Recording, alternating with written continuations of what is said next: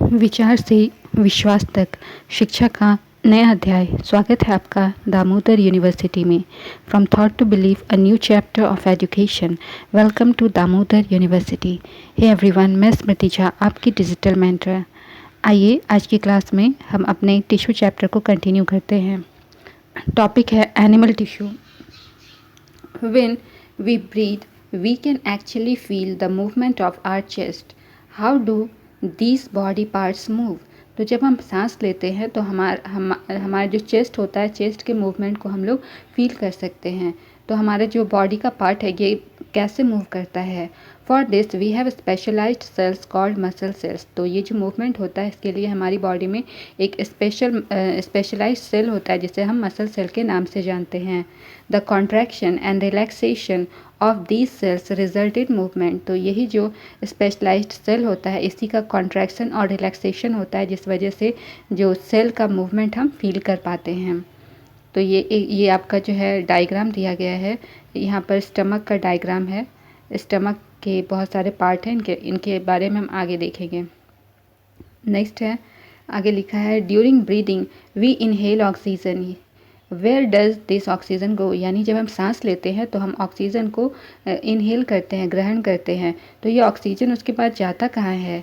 It is absorbed in the lungs and then is transported to all the body cells through the blood. तो ये जो oxygen है ये हमारा lungs जो है ये अब्जॉर्ब कर लेता है और उसके बाद बॉडी के डिफरेंट पार्ट्स में सेल्स के थ्रू ब्लड में जाता है, ट्रांसपोर्ट होता है ये oxygen. Why would cells need oxygen? The function of mitochondria we studied earlier provide a clue to this question. तो यहाँ पर पूछा गया है कि हमें ऑक्सीजन की ज़रूरत क्यों होती है। तो इससे पहले हमने माइटोकॉन्ड्रिया के फंक्शन के बारे में पढ़ा था, जहाँ पर इस क्वेश्चन के आंसर हम ढूंढ लेंगे। हमें इस क्वेश्चन का आंसर वहाँ से मिल जाएगा। Blood flows and carries various substances from one part of the body to another. तो ब्लड जो है ये बहुत सारे सब्सटेंसेस को एक जगह से, बॉडी के एक पार्ट से दूसरे पार्ट तक पहुंचाने का काम करता है। For example it carries oxygen and food to the cells. Example दिया है कि ब्लड ऑक्सीजन जो है वो कैरी करता है और साथ में फूड भी कैरी करता है और ये जो है बॉडी के डिफरेंट सेल्स तक इसे पहुंचाता है। It also collects waste from all parts of the body and carries them to liver and kidney for disposal. तो ब्लड क्या करता है, जो भी वेस्ट पार्ट है उसको भी कलेक्ट करने का काम करता है। बॉडी के डिफरेंट पार्ट्स से जितने भी वेस्ट मटेरियल है उसको भी कलेक्ट करने का काम करता है और उसके बाद में इसका डिस्पोजल किडनी के थ्रू होता है। Blood and muscles are both examples of tissues found in our body. तो ब्लड और मसल जो है ये दोनों टिश्यू के एग्जाम्पल है जो कि हमारी बॉडी में पाए जाते हैं। On the basis of functions they perform we can think of different type of animal tissue such as epithelial tissue, connective tissue, muscular tissue and nervous tissue. Blood is a type of connective tissue and muscle form muscular tissue.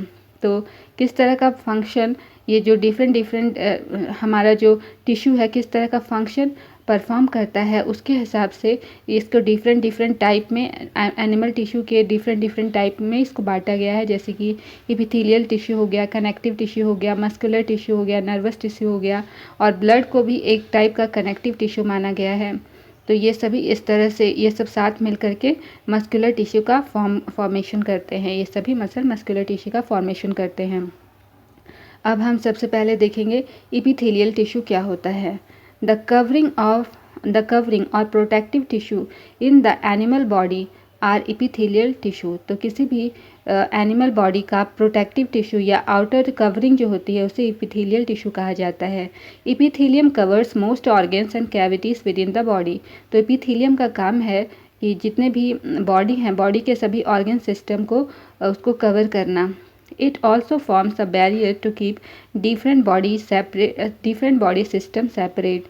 The skin, the lining of the mouth, the lining of blood vessels, lungs, alveoli and kidney tubule are all made of epithelial tissue. तो इसका क्या काम है epithelial tissue का, कि ये एक barrier का काम करता है। बॉडी के जो डिफरेंट पार्ट्स होते हैं उसको सेपरेट करने में एक बैरियर का काम करता है। जैसे कि स्किन हो गया, स्किन के उसके बाद फिर माउथ का लाइनिंग हो गया, ये सब के बीच में बैरियर का काम करता है। फिर आगे लिखा है lining of blood vessel, lung alveoli, kidney tubule, ये सभी जो है एपिथेलियम टिश्यू के बने होते हैं। सब में आउटर लेयर पाया जाता है एक दूसरे से सेपरेट करने के लिए। epithelial tissue cells are tightly packed and form a continuous sheet। तो epithelial tissue cells जो है एक दूसरे के साथ टाइटली पैक होते हैं और इस वजह से एक कंटिन्यूस शीट का फॉर्मेशन करते हैं। They have only a small amount of cementing material between them and almost no intercellular spaces.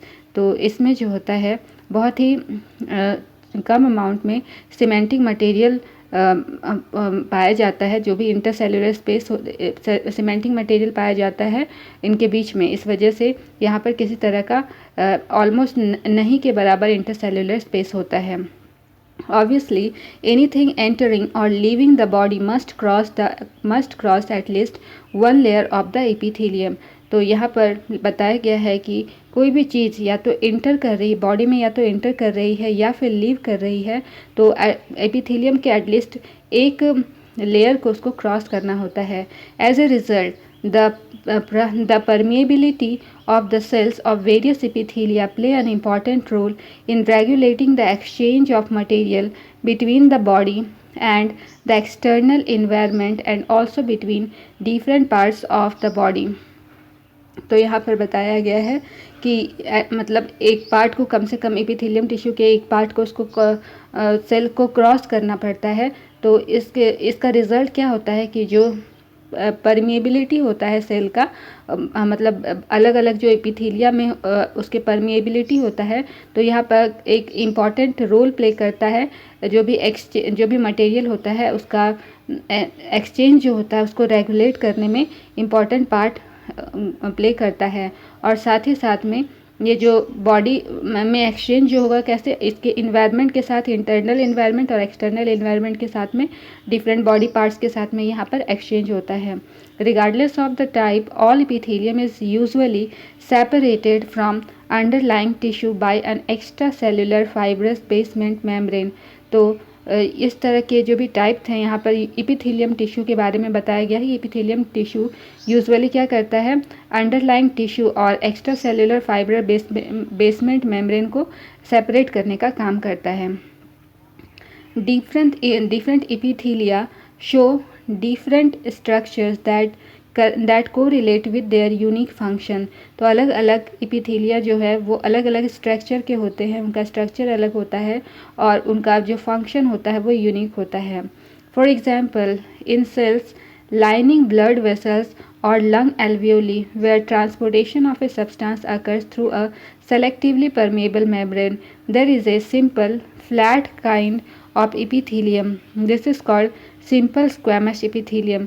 तो यहाँ पर एक आपके पास में एग्जाम्पल दिया गया है कि जो सेल होता है, जो ब्लड वेसल के जो लाइनिंग होती है, और या फिर लंग एल्वियोली की बात करो तो यहाँ पर जो ट्रांसपोर्टेशन होता है सब्सटेंसेस का, वो सेलेक्टिवली परमेबल मेम्ब्रेन के थ्रू होता है। यहाँ पर एक सिंपल सा फ्लैट काइंड का एपिथेलियम का एक सिंपल फ्लैट काइंड प्रेजेंट होता है, जिसे कि सिंपल स्क्वैमस एपिथेलियम कहते हैं। और यहाँ पर लिखा हुआ है स्क्वैमा का मतलब होता है स्केल। तो यहाँ पर स्क्वैमस का यहाँ पर ये आपके पास में डायग्राम दिया गया है। एक सिंपल सा एपिथेलियम स्क्वैमस का डायग्राम है ये। और इसके बाद में यहाँ पर स्ट्रैटिफाइड स्क्वैमस का डायग्राम दिया गया है। यहाँ पर एक सिंपल का दिया है, यहाँ स्ट्रैटिफाइड का है। इसी तरह से ये क्यूबॉइडल शेप का दिख रहा है। नेक्स्ट है ये वाला जो शेप दिख रहा है, ये कॉलमनर शेप का दिख रहा है। तो ये सब हमारा different type of epithelium tissue का डायग्राम दिखाया गया है। स्क्वेमा का मतलब होता है स्केल ऑफ स्किन। तो यहाँ पर यही लिखा है क्या होता है squama. Simple squamous epithelium cells are extremely thin and flat and forms a delicate lining. तो सिंपल स्क्वेमस एपिथेलियम सेल जो होता है वो बहुत ही थिन और फ्लैट होते हैं, जो कि एक डेलिकेट लाइनिंग का फॉर्मेशन करते हैं। The oesophagus and the lining of mouth are also covered with squamous epithelium. तो हम जो बॉडी में जो ईसोफेगस होता है और माउथ की जो लाइनिंग होती है ये भी कवर किए होते हैं स्क्वैमस एपिथेलियम के through. The skin which protects the body is also made of squamous epithelium. तो हमारी बॉडी का जो स्किन है जो हमें प्रोटेक्ट करने का काम करता है ये भी स्क्वैमस एपिथेलियम का बना होता है। Skin epithelial cells are arranged in many layers to prevent wear and tear. तो स्किन एपिथेलियल जो सेल होता है वो बहुत सारे लेयर्स में प्रेजेंट होता है, जिस वजह से यहाँ पर जो वियर टीयर जो होता है यानी कि किसी तरह का कोई खराबी हो गया या कोई सेल डैमेज हो गया तो उसको प्रिवेंट करने का काम करता है। Since they are arranged in a pattern of layers, the epithelium is also called stratified squamous epithelium। तो क्योंकि यहाँ पर ये सभी जो है एक पैटर्न में लेयर्स में अरेंज होते हैं, इसीलिए से ये जो एपिथेलियम है इसको स्ट्रेटिफाइड स्क्वैमस एपिथेलियम कहा जाता है। Where absorption and secretion occurs as in the inner lining of the intestine tall epithelium cells present. तो यहाँ पर एब्जॉर्प्शन और सिक्रीशन होता है, जिस वजह से यहाँ पर इनर लाइनिंग जो होता है इंटेस्टाइन के इनर लाइनिंग में यहाँ पर टॉल एपिथेलियम सेल प्रेजेंट होता है, जिस वजह से यहाँ पर एब्जॉर्प्शन और सिक्रीशन का प्रोसेस होता है। This columnar means pillar like epithelium facilitates movement across the epithelial barrier। तो यहाँ पर जो कॉल्यूमिनर का मतलब होता है पिलर लाइक, तो ये जो पिलर लाइक एपिथेलियम होता है इसका काम करना है कि जो भी एपिथेलियम बैरियर होता है यहाँ पर उसके अक्रॉस मूवमेंट का काम करता है। In the respiratory tract, the columnar epithelium tissue also has cilia, which are hair-like projections on the outer surface of epithelial cell। तो यहाँ पर रेस्पिरेटरी ट्रैक्ट के बारे में बताया है कि इसमें जो है कॉल्यूमर एपिथेलियम टिश्यू प्रेजेंट होता है, जिसमें कि सीलिया भी प्रेजेंट होता है, और यहाँ पर इसमें जो है हेयर लाइक प्रोजेक्शन प्रेजेंट होता है इसके आउटर सेल में।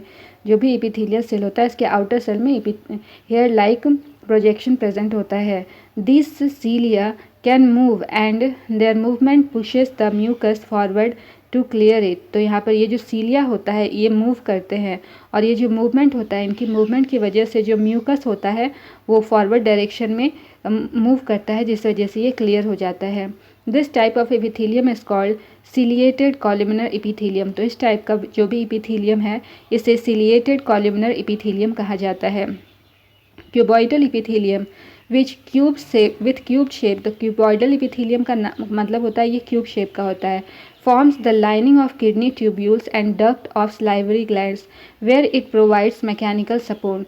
तो क्यूबॉइडल एपिथेलियम जो है ये किडनी ट्यूब्यूल और डक्ट स्लाइवरी ग्लैंड के जो डक्ट होते हैं वहाँ पर लाइनिंग का काम करता है, जहाँ पर ये इसको मैकेनिकल सपोर्ट देने का काम करता है।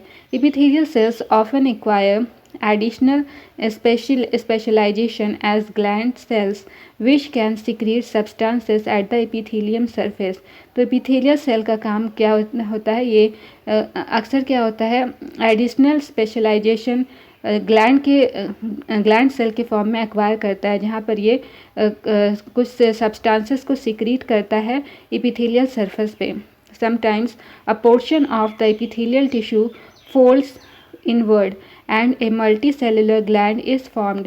this is glandular epithelium। तो कभी कभी एक एपिथेलियम टिश्यू का यहाँ पर पोर्शन होता है जो कि इनवर्ड डायरेक्शन में फोल्ड किया हुआ दिखता है, और साथ में मल्टी सेलुलर ग्लैंड के फॉर्म में ये बना हुआ होता है।